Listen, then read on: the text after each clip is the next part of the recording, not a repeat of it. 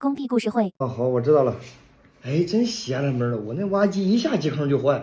哎呀，我天，坏了你不会修啊你啊？他检查不出毛病啊！你那机坑还漏水呢，哭哭的跟水帘洞似的，太壮观了。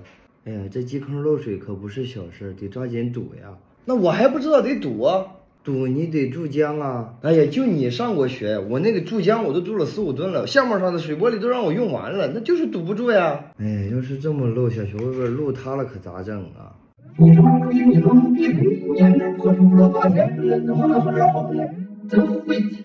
这一惊一乍的咋呼啥呀？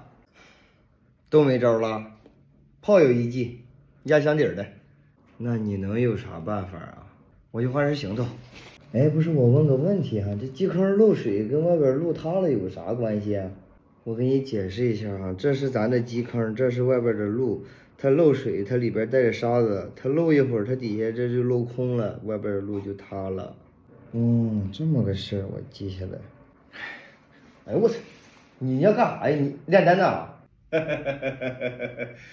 鄙人不才，大学选修课浅学过土木工程、风水学，小有研究。你这不添乱吗？哎呀，你这孽畜，怎么跟我说话呢？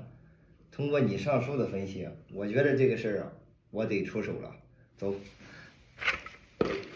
去现场看看。哎，不是，你说这事儿这么玄乎吗？苏大炮去3下5除2，他就不漏了？我那挖机你说怪不怪？没修，放了一宿，好了啊！真能整这个？坏了坏了，你他娘你摊上大事了！你那注浆瞎注啊！你给人污水管都打漏了，注满了呀污水管啊！你等着去通去吧你。